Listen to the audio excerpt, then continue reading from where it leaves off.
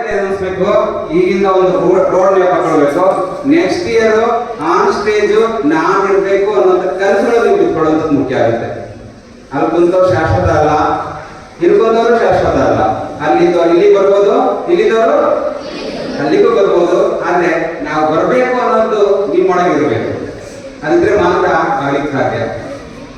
ಹಾಗೆ ಒಂದು ಮಾತಾಡಿದ್ರು, ಲೀಡರ್ ಇಸ್ ನಾಟ್ ಬಾರ್ನ್. ಖಂಡಿತ ಯಾರು ಜನ್ಮತಃ ನಾಯಕನಾಗಿ ಹುಟ್ಟೋದಿಲ್ಲ. ಆದ್ರೆ ಲೀಡರ್ ಇಸ್ ಮೇಡ್. ಅವನು ಮಾಡಲ್ಪಡ್ತಾನೆ, ಆಗಲ್ಪಡ್ತಾನೆ. ನಾನು ಆಗ್ಬೇಕು, ನನಗೆ ಆಗ್ಲೇಬೇಕು ಅನ್ನೋಂಥ ಮನಸ್ಥಿತಿ ಇದೆಯಲ್ಲ, ಅದು ಏನ್ ಬೇಕಾದ್ರೂ ಮಾಡಿಸುತ್ತೆ.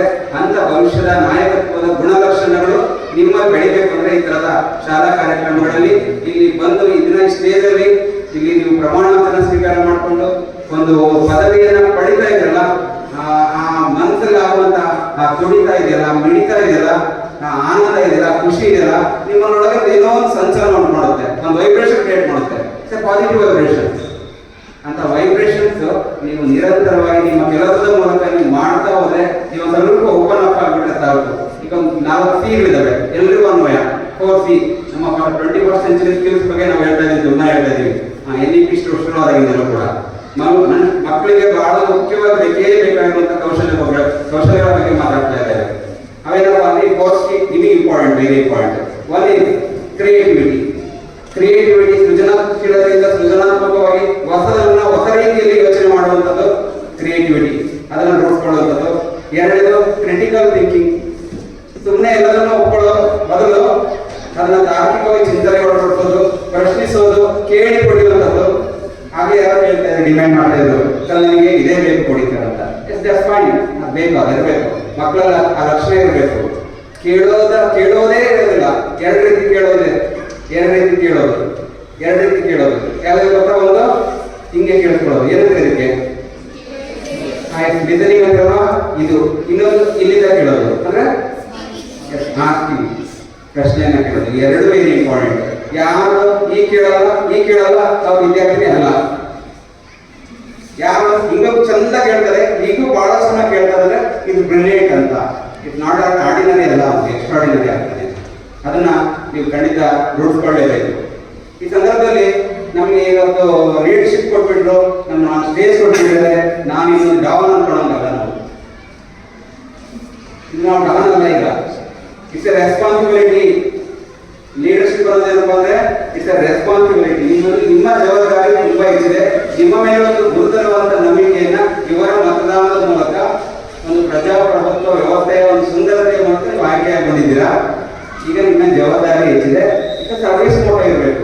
ನಾನು ಇನ್ನೊಂದನ್ನ ನನಗೆ ಓಟ್ ಹಾಕಿ ಗೆಲ್ತೀನಿ, ನನ್ನ ಈ ಸ್ಟೇಜಿಗೆ ತಂದಿರೋಲ್ಲ, ಇದೆಲ್ಲ ನನಗೆ ಸಲ ಹೊಡಿಬೇಕು ಅಂತ ಬಯಸೋದಲ್ಲ. 1979ರಲ್ಲಿ ಒಂದು ರೋಹಿಣಿ ಅನ್ನೋ ಒಂದು ಉಪಗ್ರಹ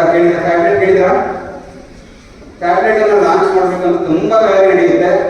ಆ ಇಡೀ ಪ್ರಾಜೆಕ್ಟ್ ನ ಡೈರೆಕ್ಟರ್ ಆಗಿದ್ದವರು APJ ಅಬ್ದುಲ್ ಕಲಾಂ ಅವರು. ಅಬ್ದುಲ್ ಕಲಾಂ ಅವರು ಲೀಡರ್ಶಿಪ್ ತಗೊಂಡು ಅದನ್ನ ಎಲ್ಲ ನಿರ್ವಹಣೆ ಮಾಡಿಬಿಟ್ಟು ಆ ಟ್ಯಾಬ್ಲೆಟ್ ಅಲ್ಲಿ SLV-3 ಅನ್ನು ಲಾಂಚ್ ಮಾಡ್ತಾರೆ.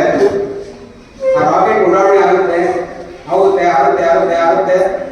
ಜಸ್ಟ್ ವಿತಿನ್ ಮಿನಿಟ್ ಒಳಗಡೆ ಮೇಲೆ ಹೋಗ್ತಿದ್ದಂತ ರಾಕೆಟ್ ತನ್ನ ದಿಕ್ಕನ್ನ ಬದಲಿಸ್ಬಿಟ್ಟು ಸೀದಾ ಬಂಗಾಳ ಕೊಲ್ಲಿಯಲ್ಲಿ ಬಂದು ವಾಪಸ್ ಬೀಳುತ್ತೆ. ಇದರ ಅರ್ಥ ಏನು? ಅರ್ಥ ಏನು? ಫೇಲ್ಯೂರ್. ಆ ಇಡೀ ಪ್ರಾಜೆಕ್ಟ್ ಫೇಲ್ಯೂರ್ ಆಗುತ್ತೆ. ಫೇಲ್ಯೂರ್ ಆದಾಗ ಅಬ್ದುಲ್ ಕಲಾಂ ಅವ್ರ ಮನಸ್ಸು ತುಂಬಾ ಕಷ್ಟವನ್ನು ಅನುಭವಿಸುತ್ತೆ. ನಾನು ಹೆಂಗೆ ನನ್ನ ದೇಶದ ಜನರ ಮುಂದೆ ಹೋಗಿ ಹೇಳ್ಬೇಕಪ್ಪ, ನಾನು ಇಡೀ ಪ್ರಾಜೆಕ್ಟ್ ಮುಂದಾಳತ್ವವನ್ನು ತಗೊಂಡು ಹೋದೋ, ನಾನು ಹೆಂಗೆ ಆನ್ಸರ್ ಮಾಡ್ಬೇಕಂತ ತುಂಬಾ ಬೇಸರವಾದ ಸ್ಥಿತಿಯಲ್ಲಿ ಕುತ್ಕೊಂಡಿರ್ತಾರೆ ಕಚೇರಿ ಒಳಗಡೆ. ಆದ್ರೆ TV ಒಳಗೆ ಬರ್ತಾ ಇರುತ್ತೆ. ಆಗ ಇಸ್ರೋದ ಅಧ್ಯಕ್ಷರಾಗಿದ್ದಂಥವರು ಪ್ರೊಫೆಸರ್ ಸತೀಶ್ ಧವನ್ ಅಂತ, ನನ್ನ ಹೆಸರು. ಅವರು ಇಸ್ರೋದ ಅಧ್ಯಕ್ಷರಾಗಿದ್ದಕ್ಕೆ ಅವ್ರೇನ್ ಮಾಡ್ತಾರಪ್ಪ ಅಂದ್ರೆ ಇಡೀ ಪ್ರಾಜೆಕ್ಟ್ ನ ಆ ಫೇಲ್ಯೂರ್ಗೆ ನನ್ನ ನಾಯಕತ್ವ ಕಾರಣ ಅಂತ ಅವ್ರು ಹೇಳ್ಕೊಳ್ತಾರೆ. ಏನ್ ಮಿಸ್ಟೇಕ್ ಆಯ್ತು ಅಂತ ಹೇಳ್ಕೊಳ್ತಾರೆ. ಅವ್ರು ಯಾರನ್ನೂ ದೂಷಣೆ ಮಾಡೋದಿಲ್ಲ. ಅಬ್ದುಲ್ ಕಲಾಂ ಅವರ ಪ್ರಯತ್ನ ತಪ್ಪಾಯ್ತು, ನಮ್ಮ ಸೈಂಟಿಸ್ಟ್ಗಳು ಈ ತರ ತಪ್ಪು ಮಾಡ್ಬಿಟ್ರು, ಯಾರನ್ನು ದೂಷಣೆ ಮಾಡಕ್ ಹೋಗೋದಿಲ್ಲ. ಇಸ್ರೋ ಅಧ್ಯಕ್ಷ ಆದವರು ಫೇಲ್ಯೂರ್ನ ನಾನು ಒಪ್ಕೊಳ್ತೀನಿ ಅನ್ನುವಂಥದ್ದನ್ನ ಹೇಳ್ತಾರೆ. ಅಷ್ಟೇ ಅಲ್ಲ, ಖಂಡಿತ ಮುಂದಿನ ವರ್ಷ ನಮ್ಮ ಇಡೀ ತಂಡ ಈ ರೋಹಿಣಿ HLV3 ಲಾಂಚ್ ಮಾಡೇ ಮಾಡುತ್ತೆ ಸಕ್ಸಸ್ಫುಲ್ ಆಗಿ ಅನ್ನೋದೊಂದು ಆತ್ಮವಿಶ್ವಾಸದ ಮಾತನ್ನ ತನ್ನ ಟೀಮ್ಗೆ ಒಂದು ಕೊಟ್ಟ ಸಂದೇಶವನ್ನ.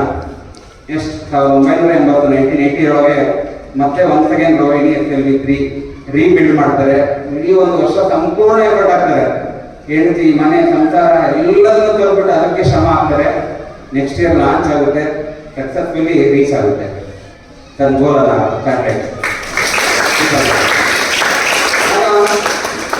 ಆಗ ಸತೀಶ್ ಮುಂದೆ ಹೋಗಿಲ್ಲ, ಯಾರು ಕಳಿಸ್ತಾರಪ್ಪ ಅಂದ್ರೆ